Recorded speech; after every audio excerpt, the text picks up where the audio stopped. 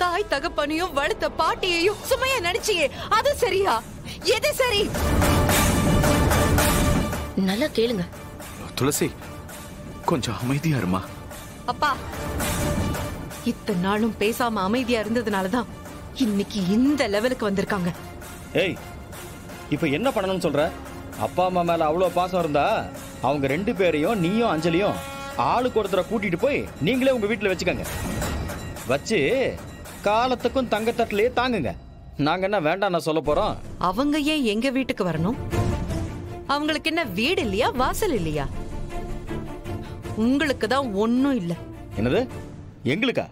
ஆமா, அப்பா அம்மாவே வீட்டை விட்டு அடிச்சு துரத்துன உங்களுக்கு இந்த வீட்டுல இடம் இல்ல. இப்பவே பெட்டி படுக்கையெல்லாம் தூக்கிக்கிட்டு கிளம்புங்க. துளசி,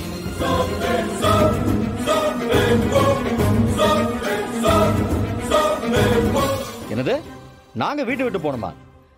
ஆமா. ஏய் துளசி, ஏய் இங்க பாருங்க வெற்றி, உங்க பொண்டாட்டி கிட்ட சொல்லி வைங்க, எல்லாத்துக்கும் ஒரு லிமிட் இருக்கு. என்ன மச்சான், நான் இருக்கும் போதே என் பொண்டாட்டி அடிக்க கைய ஓங்குறீங்க? என்ன உங்களுக்கு அவ்வளவு தைரியமா?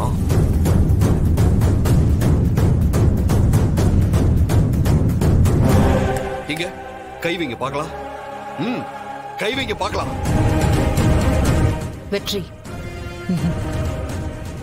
ஏங்க உங்க குடும்ப பிரச்சனை, நான் பேசின தப்பாயிடுமே தான் நான் சும்மா அமைதியா இருக்கேன்.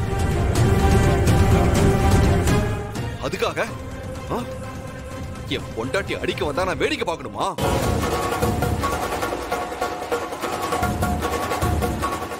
இங்க பாருங்க மச்சான், நான் கை நீட்டினாலும் பதிலுக்கு உங்க தங்கச்சி கை நீட்டினாலும் அது உங்களுக்கு தான் அசிங்கம்.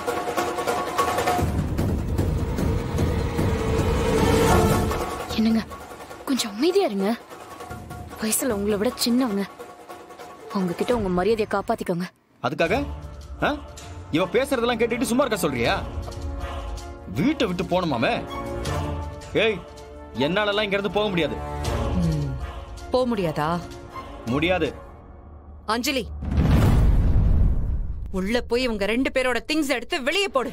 ஏய், எங்க போய் எடு பாப்பா, எடு. நானே எடுத்து போடுறேன். ஏய் துளசி, மரியாதையா சொன்னா கேட்டு நடந்துக்கணும்.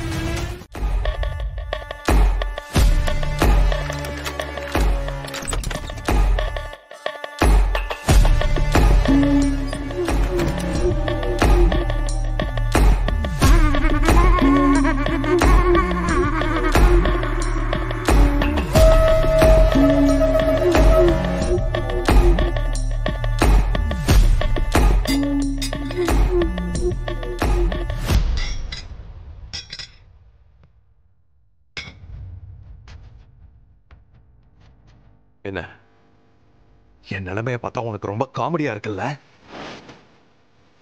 இருந்திருக்கும். நான் இப்படிலாம் அவதிப்படுறத பார்த்தா கண்டிப்பா உனக்கு சந்தோஷமா தான் இருக்கும். உன்னால எதுவுமே செய்ய முடியாம போனாலும் நான் நாசமா போகணும்னு நீ கடவுள்கிட்ட வேண்டிக்காமலா இருந்திருப்ப. இத்தனை வருஷமா ரூம்குள்ளே அடைச்சு வச்சிருக்கேன்ல, அப்போ உனக்கு கோவம் இருக்கத்தானே செய்யும். உன் வேண்டுதலுக்கு கடவுள் அருள் கொடுத்துட்டாரான்னு தெரியல. அஞ்சலி இப்பெல்லாம் என்கிட்ட அதிகமா கோவப்படுறா. எது பேசுறா? இவ பழைய அஞ்சலி மாதிரி இல்ல, மொத்தமா மாறிட்டா. என்ன பார்த்தாலே அவளுக்கு பிடிக்க மாட்டேங்குது, என்ன அவாய்ட் பண்றா. அப்படி நான் என்ன பண்ண? நான் ஒரு தப்பும் பண்ணல. என்ன பத்தின எல்லா ரகசியத்தையும் என் ஃப்ரெண்டு சொல்லணும்னு பார்த்தான், அவனை அடிச்சேன். அவ பாதுகாப்புக்காக வீட்டை சுத்தி சிசிடிவி கேமரா வச்சேன். இதெல்லாம் தப்புன்னு சொல்றான். நான் என்ன பதில் சொல்றது? நல்ல வேலை நீ இந்த ரூம்குள்ள இருக்கிற விஷயம் அவளுக்கு தெரியாது. ஆனா கண்டிப்பா ஒரு நாள் இந்த ரூம்ல என்ன இருக்கு, யார் இருக்காங்கன்னு அவ கண்டுபிடிக்க யோசிப்பா. அவளுக்கு உன்னை பத்தின உண்மை தெரிஞ்சிச்சுன்னா அவ்வளவுதான். கண்டிப்பா என் கதை முடிஞ்சிடும். அதுக்குள்ள உன்னை வேற இடத்துக்கு மாத்தணும். மாத்துறேன்.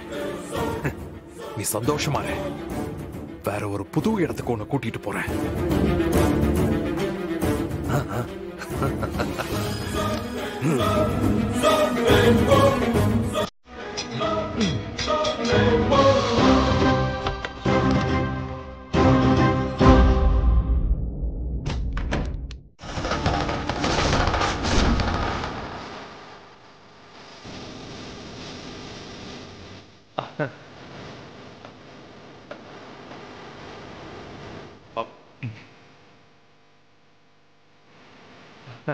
அது ஒண்ணுங்க அஞ்சலி, பழைய ஃபைல் ஒண்ணு தேவைப்பட்டுச்சு.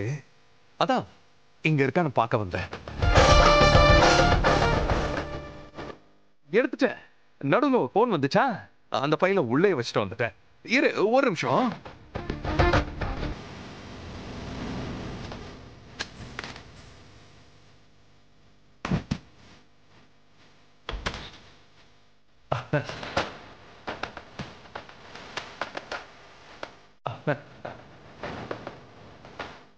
இதோ இந்த ஃபைல் தான். பல வருஷத்துக்கு முன்னாடி உள்ள ஃபைலு. ஒரு சில டீடைல்ஸ் எல்லாம் செக் பண்ணணும். அதான்.